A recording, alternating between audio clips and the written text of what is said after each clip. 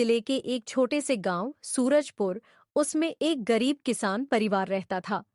इस परिवार में थे हरदयाल, एक मेहनती किसान, उनकी पत्नी लक्ष्मी, जो घर और खेत दोनों संभालती थी, और उनकी 16 साल की बेटी काव्या, जिसके सपनों में थी पढ़ाई की चमक और आईएएस बनने की चाह। गांव में लोग काव्या को पढ़ाकू कहकर चिढ़ाते थे, लेकिन उसके दिल में था अपने पिता का गर्व बनने का जज्बा। यह कहानी काव्या के संघर्ष, उसकी मेहनत और एक अनकहे रहस्य की है, जो उसके सपनों को लगभग तोड़ देता है।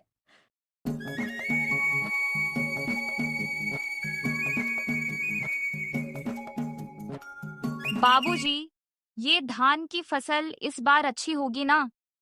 मैंने सुना, अगर फसल अच्छी हुई तो आप मेरे लिए नई किताबें लाएंगे। हाँ बेटी, तू बस मेहनत कर। तेरा आईएएस बनने का सपना मेरा भी सपना है। लेकिन गांव वाले कहते हैं, लड़की को इतना पढ़ाने से क्या फायदा। बाबूजी, मैं साबित करूंगी कि लड़कियां कुछ भी कर सकती हैं। मैं आईएएस बनूंगी और आपको गर्व होगा। काव्या, खेत का काम छोड़कर किताबों में मत खो जाया कर।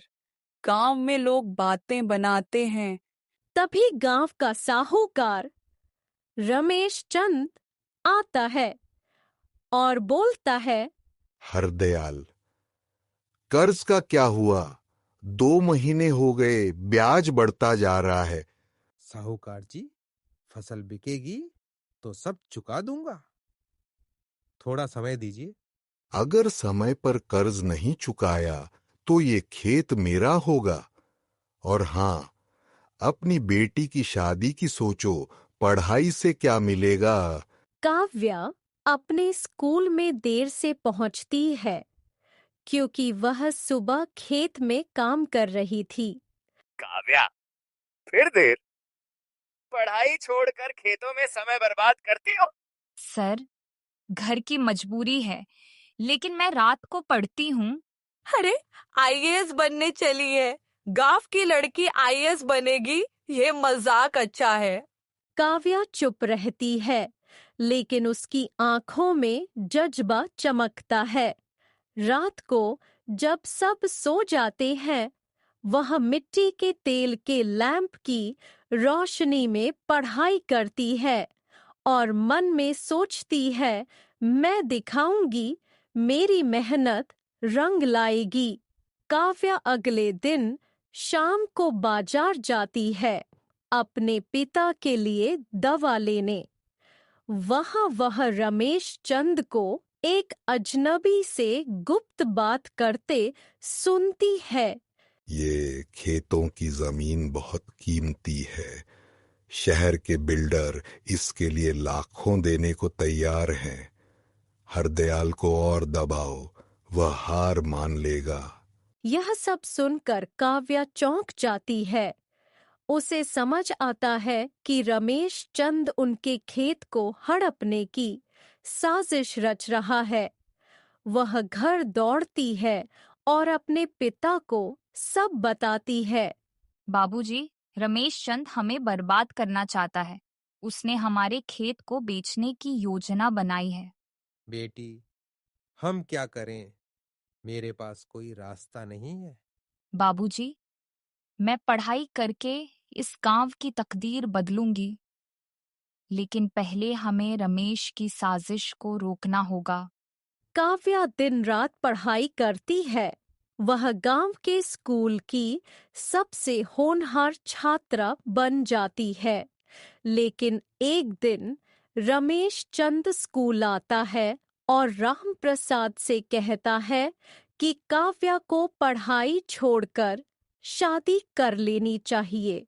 राम प्रसाद जी, इस लड़की को इतना पढ़ाकर क्या मिलेगा? मैं इसका रिश्ता लाया हूं। रमेश जी, काव्या में काबिलियत है, वह आईएएस बन सकती है। साहूकार जी, मेरी शादी का फैसला मेरे बाबूजी और मैं करेंगे। आप मेरे सपनों को नहीं रोक सकते। बेटी, तूने मुझे आज सिखा दिया कि सपने देखने की हिम्मत कभी नहीं छोड़नी चाहिए। काव्या रमेश की साजिश का सबूत जुटाने का फैसला करती है। वह अपने दोस्त स्कूल के लाइब्रेरियन विनोद की मदद से रमेश के दफ्तर में छिपकर कुछ कागजात देखती है। उसे पता चलता है कि रमेश ने नकली कर्ज के कागज बनाए हैं।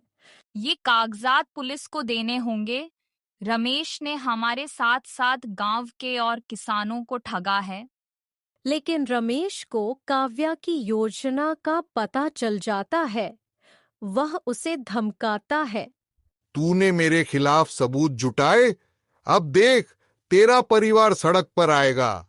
तुम जितना चाहो धमकाओ, मैं सच को सामने लाऊंगी। काव्या पुलिस इंस्पेक्टर राजेश को सबूत देती है।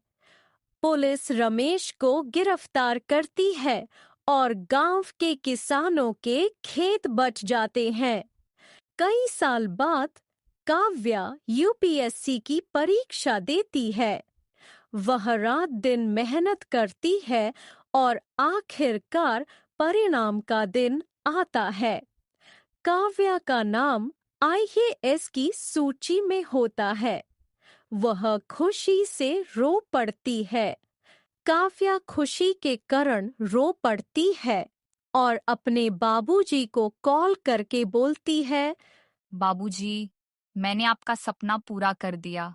मैं आईएएस बन गई। मैं घर आ रही हूँ बाबूजी। बेटी, तूने मेरा सिर ऊंचा कर दिया। मैंने कभी नहीं सोचा था कि खेत में काम करने वाली मेरी बेटी इतना बड़ा नाम कमाएंगे। काव्या आईएएस अधिकारी बनकर गांव लौटती है। गांव वाले उसका स्वागत करते हैं। हरदयाल की आंखों में आंसू हैं। गांव वाले तालियां बजाते हैं। काव्या गांव में एक स्कूल खोलने का वादा करती है ताकि और बच्चे अपने सपनों को पूरा कर सकें। बाबूजी, ये सब आपकी मेहनत और विश्वास की वजह से हुआ। मैं चाहती हूँ कि हमारा गांव पढ़ाई का गढ़ बने। कोई भी बच्चा, चाहे लड़का हो या लड़की, अपने सपनों से पीछे न हटे। मेरी बेटी, तूने साबित कर दिया कि सपने सच हो सकते हैं। काव्या की कहानी सूरजपुर के हर घर में गूंजने लगी। उसने न सिर्फ अपने परिवार का नाम रोशन किया, बल्कि गांव की हर लड़की के लिए एक मिसाल कायम की।